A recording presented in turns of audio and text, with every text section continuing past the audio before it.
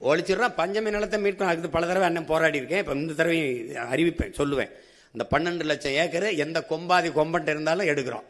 அதை நமக்கு பாரபட்சம் கிடையாது, வேண்டியவன் வேண்டாதவன் கிடையாது. ஏனெல்லாம் எனக்கு கொடுத்துரு. அதுக்கப்புறம் சாதி ஒழிப்பு தானே, அதுவே செத்து ஒளியும். நீ கவலையே படாத.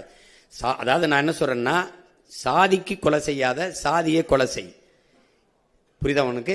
நீ சாதி பார்த்து பழக மாட்டோம், சாதி பார்க்கிறவனோடு பழகவே மாட்டோம்ங்கிறத நம்ம கோட்பாடு. அது அந்த எண்ணமே வராத அளவிற்கு இந்த சமூகத்தை மாத்திருவேன். விளையாடணும், படிக்கணும், வேலை இது பண்ணணும். அப்ப இந்த சாதியை பற்றி சிந்திச்சுக்கிட்டு வெட்டி பேச்சு பேசி புறணி பேசிக்கிட்டு இந்த அடிக்கடி சரக்கு போட்டு மப்பில் நாங்கெல்லாம் யார் தெரியுமா நீங்க வா, நீயே ஒரு அடிமை, நானும் ஒரு அடிமை. அதில் பெரிய அடிமை சின்ன அடிமை அதெல்லாம் கிடையாது. அது கொஞ்சம் கொஞ்சமா மாறிடும். அது முன்னாடி நிக்கிறவன் பொறுப்பு. இப்ப நான் இருந்தேன்னு வச்சுக்கிறேங்க. இப்ப திருப்பரங்குன்றத்துல என்ன விளக்கேற்றணும், அங்க கந்திரி ஆக்கணும். சரி, நீங்க ஆக்குங்க, கூட வரேன். நீங்க விளக்கேற்றணும், வாங்க கூட வரேன்.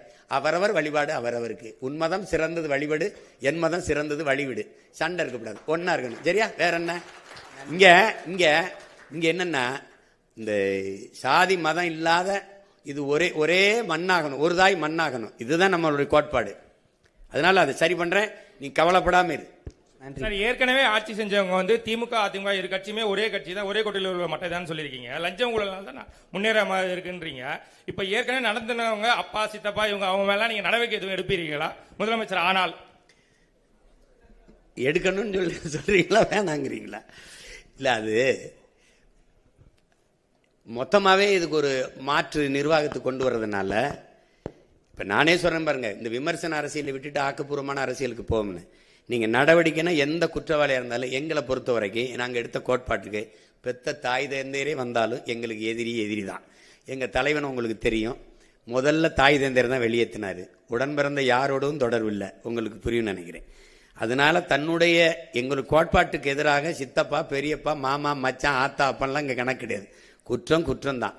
அது நீங்க இங்க இருக்கிற அரசியல் கட்சி தலைவர்களை பார்த்து இந்த வேலைக்கு செய்ய வந்தவன் நீங்க நினைச்சீங்கன்னா அது தவறு. என்னை வளர்த்தவன், என்னை உருவாக்கி இந்த இடத்துல போய் நில்லுன்னு சொன்னவன் எப்பேற்பட்டவனும் உங்களுக்கு தெரியும். அதுல துளி சமரசமும் செய்ய மாட்டேன். புரியுதா உங்களுக்கு? வேற